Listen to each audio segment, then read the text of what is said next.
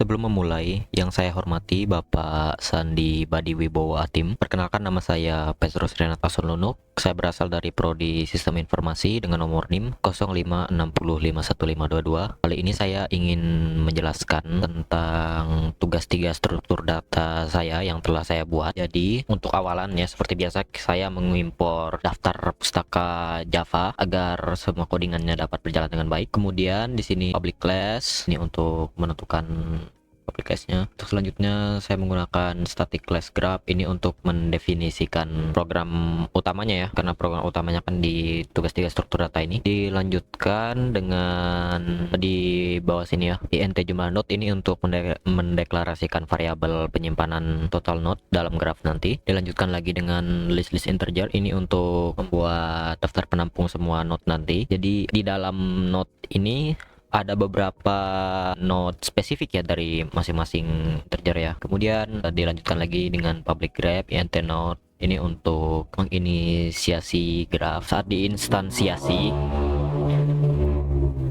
Selanjutnya di jumlah node sama dengan node ini untuk menyimpan parameter node ke variabel global object. Selanjutnya adjust list get parent add child. Command line ini berguna untuk menambah child. Kita bisa melanjutkan lagi ke bawah. Di sini saya menggunakan public static void main. Di sini juga saya sudah menambah keterangannya. Graph dengan 10 node A0 sampai A9 dipresentasikan dengan indeks 0 sampai 9. Jadi sesuai dengan yang saya tulis di sini ya. Ini untuk menentukan hubungan antar node. Jadi di sini ada sekitar 9 node ya, karena pada soal kita diminta untuk membuat 10 node. Kemudian di sini ada saya menggunakan graph sama dengan new graph total node ini untuk menginstansiasi objek graph di memori. Bisa melanjutkan lagi, saya akan kembali mempertegas ya untuk graph buat edge ini adalah cara yang saya lakukan untuk mematakan topologi struktur pohon ya, sesuai menyesuaikan dengan soal. Jadi ini terhubung. Jadi di sini kita bisa mulai dengan 0 ini terhubung ke 1, 0 terhubung ke 2, 1 ini terhubung ke 3, 1 terhubung ke 4, 2 terhubung ke 5, 2 terhubung ke 6, 3 terhubung ke 7, 4 terhubung ke 8, 5 terhubung ke 9. Dan untuk selanjutnya di sini saya menggunakan membuat integer start node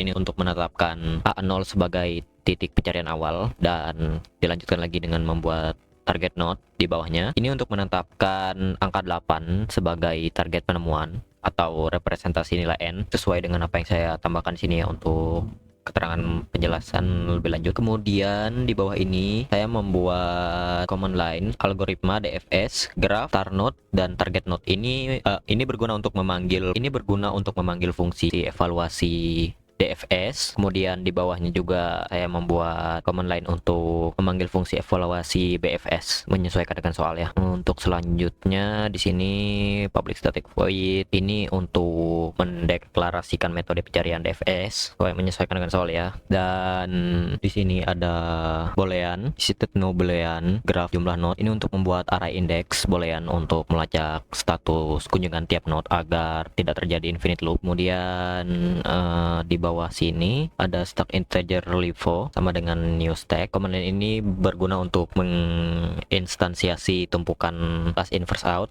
atau LIFO. Kemudian dilanjutkan lagi dengan stack LIFO push start. Ini gunanya untuk mendorong node awal ke bagian atas ya, ke bagian atas tumpukan. Dilanjutkan lagi dengan while stack LIFO is empty. Ini adalah command line untuk loop utama pencarian ya, berjalan selama tumpukan ini masih memiliki isi. Kemudian untuk int node sekarang sama dengan stack LIFO pop ini untuk mengambil sekaligus menghapus node paling atas dari tumpukan yang ingin dievaluasi nantinya. Kemudian saya melanjutkan dengan menggunakan command line if visited node sekarang ini berguna untuk menandai node tersebut jadi true.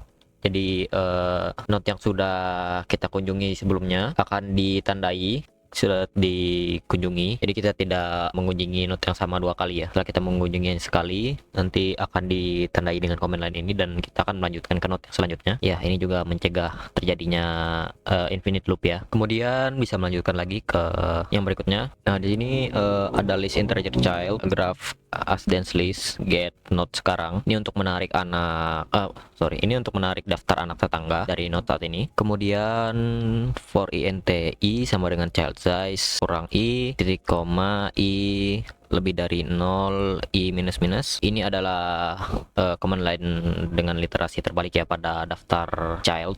Ini memastikan child di sisi kiri itu berada di tumbukan paling atas setelah push nantinya. Kemudian melanjutkan lagi dengan int not child sama dengan child get i, ini untuk menarik nilai id ya dari child yang spesifik. Kemudian dilanjutkan lagi dengan if visited not child dan seterusnya, dan dilanjutkan lagi dengan if visited not child. Ini untuk deteksi dini ya, target sebelum memasuki ini untuk deteksi dini ya, target sebelum memasukkan not anak ketumpukan. Command line ini akan berhenti jika data yang dieksekusi itu cocok. Kemudian kita bisa melanjutkan lagi dengan di sini ada stack livo push not child. Ini untuk memasukkan anak ketumpukannya jika statusnya itu belum pernah dikunjungi sebelumnya. Oke, ini untuk menampilkan datanya. Ini jika datanya tidak ditemukan, dan mungkin kita bisa melanjutkannya lagi. Untuk fungsi BFS, di sini dimulai dengan public static void algoritma BFS, graph, int start dan int target. Ini berguna untuk mendeklarasikan metode pencarian BFS ya. Kemudian di sini ada boolean visited new boolean, graph jumlah node. Ini berguna untuk array ini berguna sebagai array pelacak status kunjungan. Kemudian saya melanjutkan dengan menggunakan command line queue_integer vivo new link list. Ini berguna untuk menginstansiasi antrean ya menggunakan metode livo. Kemudian dilanjutkan lagi dengan command line visited start true. Ini untuk menandai not awal sebagai sudah dikunjungi tepat sebelum dimasukkan ke dalam antrean. Kemudian di sini qvivo at start. Ini untuk memasukkan kode ke urutan belakang antrean. Kemudian di sini ada while qvivo is empty. Ini untuk menjalankan loopnya hingga antreannya kosong. Kemudian kita bisa melanjutkan lagi int not sekarang vivo poll. Ini untuk mengeluarkan elemen yang berada di paling depan antrean. Kemudian dilanjutkan lagi dengan qvivo at start. Ini untuk memasukkan not awal ke urutan belakang antrean. Kemudian ada while qvivo is empty. Ini berguna untuk membuat qnode itu berjalan loop ya hingga antreannya kosong. Kemudian dilanjutkan lagi dengan int not sekarang qvivo poll. Ini untuk mengeluarkan elemen dari antrean terdepan. Kemudian dilanjutkan lagi ke list integer child sama dengan graph adjance get not sekarang. Ini untuk menarik daftar tangga ya. Dilanjutkan dengan for int not child titik 2 child. Ini untuk iterasi maju. Jadi dia nanti dari sebelah kiri ke kanan untuk memeriksa tiap child. Kemudian dilanjutkan lagi untuk di bawah ini saya menggunakan if visited not child. Ini untuk mengevaluasi apakah not child sudah diproses. Kemudian di sini saya menggunakan visited not child sama dengan true. Jika misalnya ada child yang belum dikunjungi sebelumnya, perintah ini akan langsung menandai child tersebut untuk dikunjungi lagi. Kemudian melanjutkan lagi dengan qvivo add not child. Ini untuk menambah child ke ekor antrean. Oke, mungkin sudah habis ya. Di sini ini untuk menampilkan ini untuk pesan di terminal ya agar menambah enqueue not child a ke dalam queue. Kemudian ini adalah command line perintah. Perintah ini hanya akan tereksekusi di ujung metode ini jika command line while loop tadi kehabisan data dan block return target tidak pernah terpicu. Oke, mungkin di sini kita bisa langsung saja menjalankan tugas 3 saya yang sudah saya kerjakan. Oke, di sini bisa terlihat ya untuk yang soal nomor 1 yaitu algoritma pencarian depth first atau DFS. Di sini yang dilakukan pertama kali adalah push road not A0 ke dalam stack, kemudian pop node A0 dari atas stack. Kemudian metode DFS-nya melakukan scanning untuk A0 dan kemudian langkah pertama yang dilakukan adalah mempush node child A2 ke dalam stack, dan selanjutnya di push node child A1 ke dalam stack karena A0 ini berhubungan dengan A2 dan A1. Kemudian melanjutkan dengan pop node A1 dari atas stack. DFS melakukan scanning. DFS mendeteksi adanya hubungan dengan node child A4 dan node child A3 terhadap A1. Kemudian dilanjutkan lagi pop node A3, DFS melakukan scanning A3, kemudian mendeteksi adanya hubungan dengan node child A7 ke dalam stack. Kemudian pop node A7, node A7 di pop dari atas stack. Melanjutkan lagi dengan scanning A7, DFS mendeteksi dan seterusnya hingga pop node A8 dari atas stack itu di scanning lagi oleh DFS dan data ditemukan itu node 8 menggunakan metode DFS. Karena untuk target node-nya di sini kita men-setnya 8 ya. Jadi dia akan terus men-scan sampai A8. Kemudian untuk metode selanjutnya itu algoritma pencarian breadth first BFS. Di sini dilakukan DQ root node A0 ke dalam Q, kemudian DQ node A0 dari Q, kemudian BFS melakukan scanning A0 dan melakukan NQ node child A1 ke dalam Q, kemudian NQ node child A2 lagi ke dalam Q, kemudian dilakukan proses DQ node A1 dari Q, kemudian BFS men-scanning lagi A1